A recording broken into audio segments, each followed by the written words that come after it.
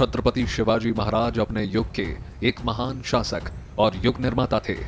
वो केवल मराठा राष्ट्र के निर्माता ही नहीं थे, बल्कि मध्ययुगीन भारत के एक श्रेष्ठ रचनात्मक कार्य करने वाले एक अत्यंत बुद्धिमान व्यक्ति भी थे, जो अपनी विलक्षण वीरता, विजय की राजनीति और कूटनीति से एक साधारण अधीनस्थ जागीरदार के पद से ऊपर उठकर छत्रपति बन बैठे।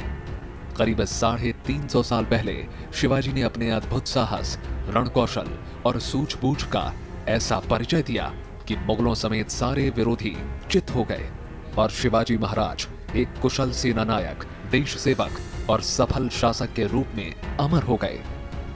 शिवाजी के राज्य विस्तार और विजय का दूसरा चरण 1654 से 1668 तक चला।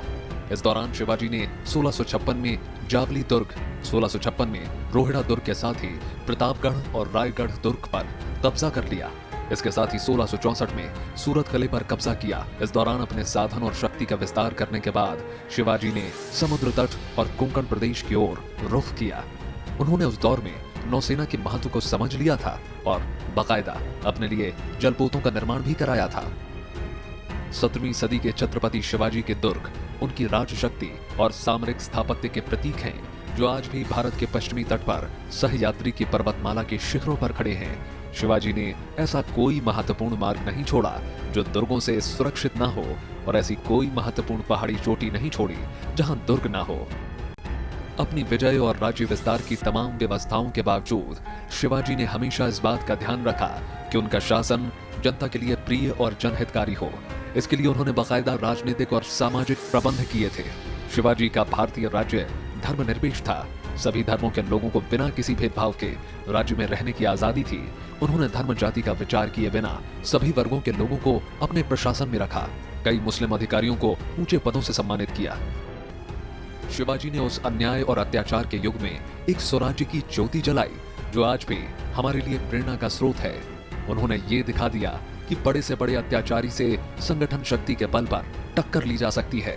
शिवाजी ने मुगल शासक और बीजापुर के सुल्तान को चुनौती देकर देशवासियों को सिखाया कि वे युद्ध में स्वतंत्र रूप से नेतृत्व कर सकते हैं। उन्होंने एक स्वतंत्र राज्य स्थापित कर लोगों को बताया कि उनमें राज्य के सभी विभागों में प्रशासन करने की क्षमता है। उन्होंने अपने ही उदाहरण से लोगों को बताया कि हिंदू जाति एक राष्ट्र का निर्माण कर सकती है, एक राज्य की नींव रख सकती है और अपने दुश्मनों को हरा सकती है। छत्रपति शिवाजी महाराज ने अपने अथक प्रयासों से इधर उधर बिखरे मराठाओं को न केवल एकत्रित और संगठित किया, बल्कि उन्हें एक उच्च उद्देश्य के लिए तैयार भी किया और हिंदू जाति के उत्थान और प्रसार के लिए प्रेरित भी किया। उन्होंने ही ये बतलाया कि हम भी राजाओं के राजा यानी छत्रपति हो सकते हैं।